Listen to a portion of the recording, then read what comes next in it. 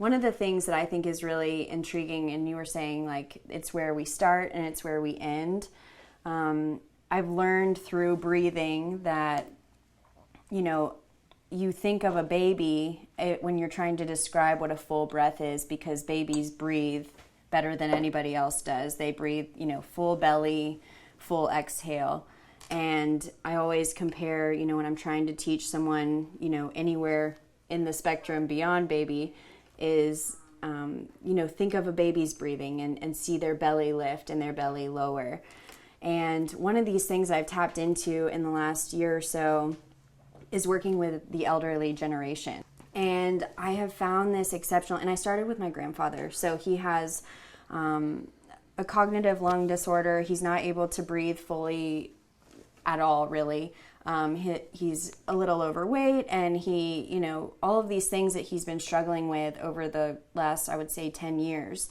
And one day, and I tried for, 5 years to convince him to do some light stretching with me, and he wasn't feeling it. He was like, no, I don't want to.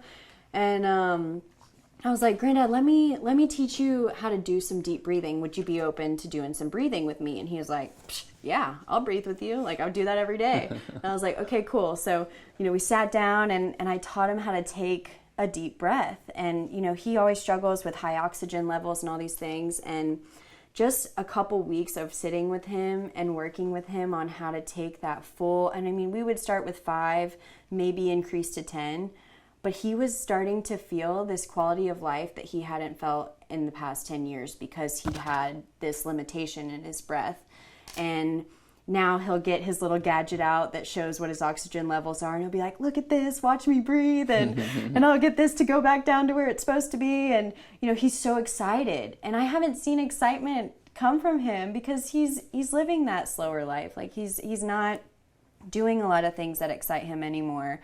And so to be able to find that quality, that excitement in something as simple as your breath that we all possess is such a cool thing. I think how that can evolve also. Like, I think like you learn how to breathe and appreciate that action by itself. And then you start, scenting things better. You're appreciating the aromas around you. And you're, I don't know, you have more control over your body and your actions more just because you're more aware of those little things and appreciative for them, because then you can, you smell when the grass is cut and the rain falls on the asphalt and all those little triggers and cues to memories that brings part of like the joy of living even more as you grow older and you start getting more stable or more used to being in the same position or as you are. And that's not only about the elderly. I think us, like if you are like 30 years old and you allow yourself, you might just stay on the couch for as long as you possibly can, just binge watching and not taking a breath between episodes of Stranger Things, So it's very important. It's just like how we connect with these little things in our body, in our ways. And breathing is cool because you can teach people to do that whatever they are. And take like just 1 minute, 5 minutes, and just like how that gives more oxygen to your brain and more energy to your cells, and you just feel more uplifted in general. But it's also so natural that when we tend to, I don't know, like I'm doing here, talking too much, you stop and you just catch your breath because you just have been going through so much so long. On your work, where you are there, like dealing with clients all day long, how does that play a role on it? So time management, I have been introducing that into my life a lot more recently, and part of that is I have, I try to schedule my day out almost hour by hour, sometimes even like not minute by minute because that's a little excessive, but kind of on the hour. And if I have a task or I have something that I'm working on, I'll do a lot of outreach to clients and I'll be talking to a lot of different people.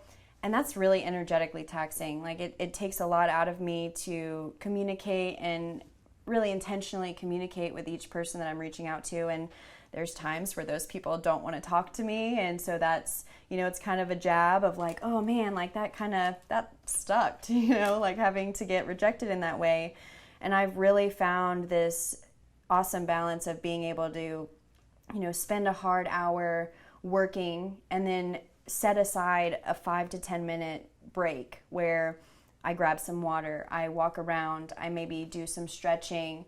But one of the elements that's consistent throughout is the breathing. And I found that, a really achievable number of breaths, and it takes practice and it doesn't happen every day, but a really achievable number that I try to set into every day, into every little chunk of break that I have, is taking 10 deep breaths. So that number 10, a lot of times, you start to forget after like number 5 of those really full, deep inhales and full exhales. It's you start to kind of lose track of the amount of times that you're breathing. So it's kind of cool to see how when you're really focused on that time, you get so into your breath that you forget the amount of breaths you're taking. You forget that rejection that may have happened within that hour. You really are able to calm your mind down. Your heart rate slows down. So there's all these different shifts that just gently happen, these subtle changes that happen when you can just stop and take that time to breathe. I've noticed that those little breaks are really helpful, but also, with the job that I'm doing and being a mom and having, a full day, it's like as soon as I wake up in the morning, I've got to set the pace for my day. And one of the things that I've built into my daily routine is some mindful minutes that happen every morning when I wake up. Sometimes that's, journaling, sometimes that's moving my body, maybe exercising. But one thing that happens before all of that is I take, at least 5 minutes and just focus on the breath. And maybe I'll lay in a child's pose on the floor and I might be half asleep, but all I need to focus on, I don't pick up my phone, I don't, check Instagram as soon as my eyes open. It's like, okay, eyes open, alarm goes off, take 5 minutes to breathe. And I found that really, not jumping the gun and jumping into that routine of writing or exercising or making coffee, to just take that time to awaken your body with breath. Because of course that's what we're doing while we're sleeping, but to really start the day with that has been a really helpful add-on to my daily routine. Yeah, it sounds good. It's like refreshing. And if you include on that, I know that's not part of the mindfulness, but part of the intentional living. It's like with each breath, you're like taking an intention and exhale something that you don't want for that day. I think that is also very helpful. Yeah. We always struggle with finding time and place to do those little things. And I tell what I do, for so long I've been doing practices like that in the car, when I park before going to work, or before even leaving my house. Yeah. But it's also lock yourself in the bathroom and do that. But be mindful that if you're in the bathroom, when you take those deep breaths, depending on the moment, might be a little bit, you might be more aware of the moment. That's hilarious. But that's something that, we all, if we lock ourselves in the bathroom, no one's going to question what's going on. Right. Sometimes that's what you need to do, to just take 5 minutes for yourself and refocus before you can go back to the world. Right. I'm interested, so I know that there's a lot of elements that go into empathic practice, and each of you supply your own expertise and your own regimens for care and motivation for health and wellness. But when you're sitting with a client, is there breathing that's incorporated into every session? Or I've been in one of your meditations before, and it was really cool how you got us to really just focus on the breath and kind of took away these stigmas and thoughts about meditation and what it could be and what it's supposed to be. And you really just tuned us into the breath, and that was and then it kind of went from there. So kind of your structure for when you have a one-on-one with someone, how do you implement the breath into something like that? Like we were talking in the beginning, your practice with yoga and how you found out like breath was just in everything that you were doing. Yeah. It's essentially the same thing. And then I used breathing as a starting point. Because the way I gauge is this person can stop for 60 seconds and just focus on their breath and get you like, you know, their anxiety levels, their stress level from like a 8 or 10 into like a 5 or a 4. That is progress, and that shows then like that they can do progress by themselves, just using themselves as this tool of healing or focus or concentration. That's good.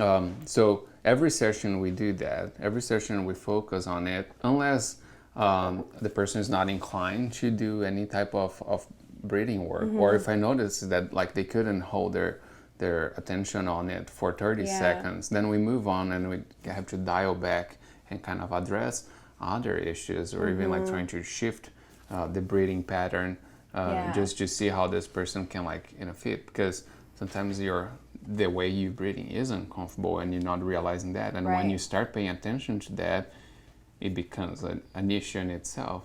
So then including like the whole deep breathing, and realizing like how you're relaxing your body with that, and then doing like guided visualizations where you can incorporate other elements of distress into the breathing work. It also helps, and essentially that's what it goes in every session, because we're working with mindfulness as a tool or as an approach for stress relief. It's pretty much identifying what are the aspects of your life that are bothering you. So starting with breathing and just realizing like, oh, this is my cycle of breath. I need to change that. Or no, I'm comfortable with that. What is the next step? And then we do like, you know, a body scan, for example, but you're following the breath through your body. And it's like almost like you're visualizing the oxygen flowing through your body, you know, through your cells and all that. And it's very positive because, again, like it's uplifting, time for your brain to process things and giving more oxygen to it. So naturally we are healing ourselves and we're doing all that. But from other times it's getting out of the office and let's go on a walk around the block and just like trying to normalize our breath by noticing the scents around us, like noticing the smells and taking the time, taking the experience for what it is. It was really interesting. Felipe and I, we got to do a really cool event last Thursday. It was a Stress Less event for the Boys and Girls Club of Escambia County, I think. It's either Emerald Coast or Escambia County, I'm not sure. But my favorite part, I think, was when and I think you walked in the room like right as we were going around, and it was kids, how old would you say, like? Anywhere from 10 to 15 years old. Yeah, like 10 to 15, maybe a couple younger ones. But just going around the room after we had talked through the breathing and talked through situations that it could come into play. And before all of that, it was really funny to see them like harness that full breath. We went around the room, everyone was sitting down, and we'd all kind of calmed down. And when we were going around and asking, you know, when could you see this breath being an effective tool in your day, you know, in your daily life? And it was just really inspiring to me to see when some of these people would bring breath or now had this tool that they're like, wow, I can tap into this when I get stressed with test anxiety. Or, you know, even I asked some of the counselors in the room, I was like, hey, what would you use breath for? You know, and they're like, oh, definitely when I'm walking into an exam, or, you know. And I was telling you earlier, one of my favorite ones was a girl who had been very quiet the whole time, and, you know, I picked on her and I said, hey, I was like, so what do you think, you know, when would the breath be an effective tool for you? And she was like, when I'm gonna have a conversation with my mom. And I was like, okay, like that's powerful, you know, like to know that your mom causes stress in your life, which I think we can all relate to our moms causing some kind of stress in our life, you know.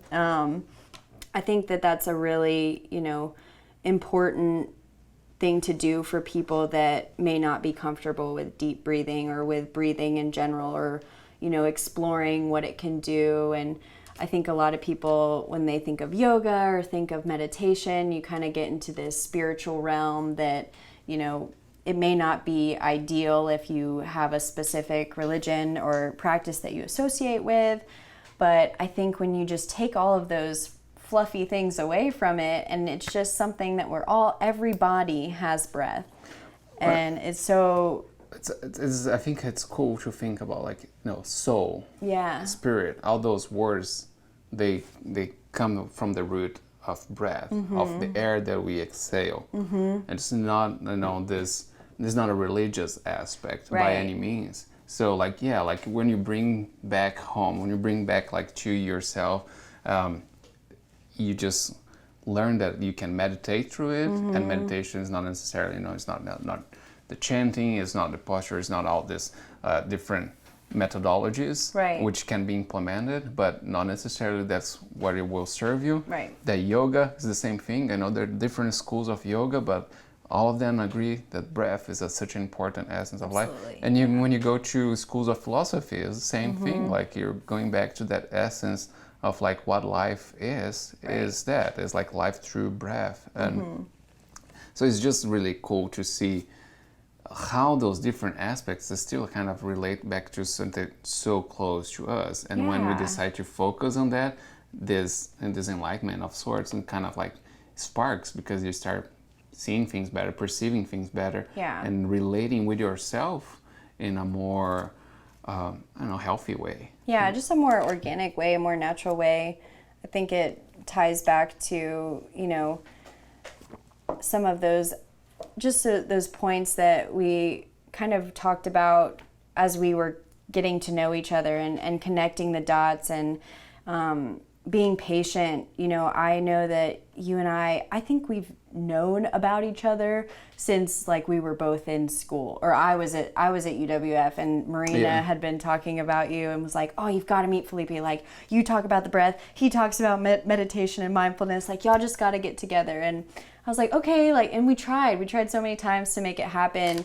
And, you know, this is kind of an analogy for how people can get really frustrated with learning how to breathe and taking the time. And I by no means am a professional breather or meditator, and I've been trying and practicing for years, you know, but us, like, finally meeting, and then it was like the stars aligned, and we're like, oh, duh, this is what we're gonna do. Like, this is how we're gonna work together and start to introduce mindfulness and this practice. And I felt like it was the perfect timing, because I felt strong in a couple of those areas: breathing, movement, you know, sharing that with the community, and you're doing the same with Empathic. And I think it's very similar with breathing, and how, you know, you have to give yourself patience and compassion, that you're not going to watch this talk, or you're not going to come into a one-on-one with yourself and be able to breathe just like that. Like, it takes that anchoring, some of those things that we've talked about. It takes that tuning in, that practice of closing your eyes. I mean, I'll sit in front of a yoga class, and a lot of it used to be like, look at each body and see how each body is responding to the movements. And you can kind of read, okay, maybe this person has a pain in their ankle, or maybe this person has a pain in their lower back. But I start to do that dissecting when I start the breathing in the beginning. And if someone's eyes are wide open, and I've asked them to, you know, maybe close their eyes if they're comfortable, or gently gaze forward, and these people are like, you know, their eyes are all over the place, they can't focus. I'm like, okay, this person, I really need to touch on the breath in this class, and make sure that throughout every pose that we do, because you're not going to be able to be an efficient human, you're not going to be able to exercise effectively if you don't sit down and really focus on that flow and that, you know, deep breath that can really propel you and energize you. So being able to read people in that way, and know, okay, this is going to be a class where throughout the entire practice, I'm going to remind everyone, inhale, exhale, inhale, exhale. And, you know, there's some classes where there'll be a more advanced student, or maybe a couple more advanced students, and you don't feel that you have to remind them as much, because you can already tell that they've practice their breath, and that's why they can hold a pose stronger, or they can, look more confident in a pose, because they realize that not only do you have to have the foundation, that anchor, you have to be able to fully feel comfortable to breathe in that space. So I think that, encouraging to give yourself compassion and grace in times where you're like, man, I lost my breathing routine. I didn't breathe the last 5 days in the morning, and being like, that's okay. You can start today and you can get back on track with it, and just remember that it's there. No, even more with breath, with just be mindful that you are always doing it. If you're not doing it, you're probably not going to remember this. You're probably not alive at this point. So it is first getting used to what is your natural cycle, because I think there's a lot of that relates to different metabolisms, different conditions, different different body types, different aspects or living situations, and then how to slowly implement those changes, you say, then being compassionate about it with yourself, and knowing that you're not gonna change, and you don't need to change it so instantaneously. What you're trying to do is just kind of bring awareness to your body, bring awareness to yourself, bring awareness to your days, and maybe just by paying more attention to this one little thing, you're gonna see other things shifting around you. Yeah. So that's good. What is your favorite breathing technique? Just when I can stop and smell the flowers. I mean, it's seriously. No, that's a good one. And it's not there are different techniques for anxiety and for just pumping your energy up and all that. But the reason my favorite is when I can walk on the park with my son, my wife, and just stop and just literally smell the flowers. And just be present on there and see the beauty and smell that. Or the smell of the pine trees, all that. That's definitely my favorite, because that's when I'm oh, that feels so good, and then I take another deep breath. So that's my favorite technique, if you will. Okay, I like that. That was not what I was expecting you to say. I was expecting you to pull out this, technique, because that's what I was thinking more. It was technical, but I like that a lot, because that sets a good example for not only yourself, to take that time, but especially for your son and your wife, who, I know that you guys have a very mindful household, and you're working towards that, of course, with try.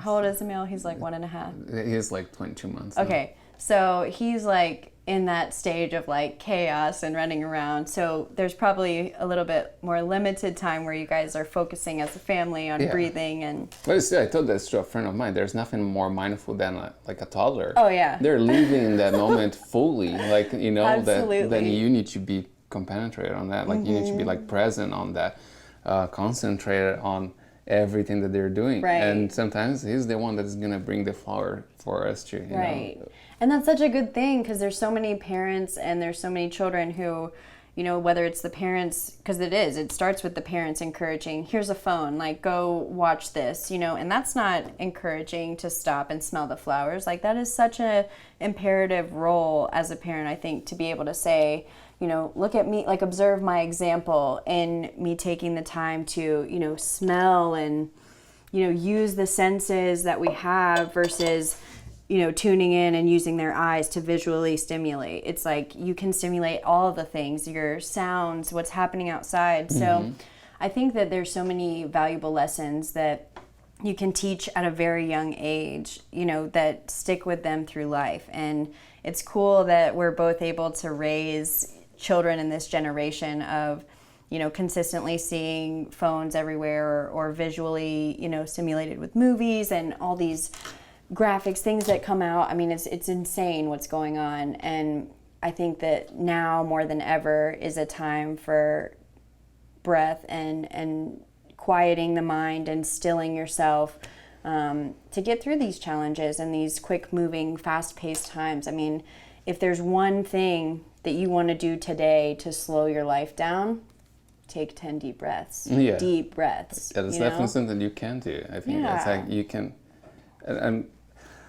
when we talk about like raising our children, I think that's so important because of that. Because like if you see what they want to do naturally, like you can follow them and like see that they Right. would take the time of their life just like being outside and playing Yeah. and all that. And sometimes we put them into the situation where a screen serves as a pacifier.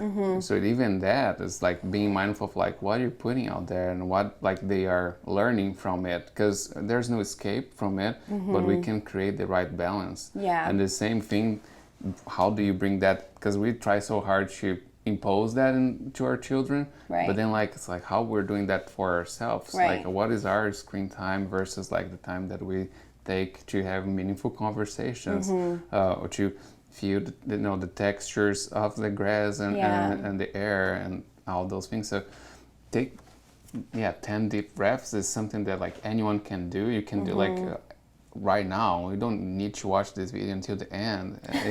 Really. Yeah. Oh, that's funny. So that's really cool. Yeah. I'm sorry. No. I'm gonna wrap it up. Yeah, So cut if us you want, off. yeah. No, I think we've touched on a lot of good things, and I'm excited to have this as a tool to refer back to just when I'm needing a reminder. And I really appreciate you inviting me for this conversation. The tea was awesome. Well, I know you were worried it was Yep. not going to taste good. It was from Asher and B, Apothecary and Tea House. Nice. I just love what they're doing here in Pensacola. So like a Absolutely. shout out to them. Yeah, shout out. And these little precious little things that Solilun brought to Empathic Practice. That's so cool. Very cool. Well, Yes. thank you again. I Yes. really appreciate Yeah, your it time. was awesome to share this moment with you. Absolutely. Yeah. Thank you. Thank you. And thank you to our video makers from Content Pro. Just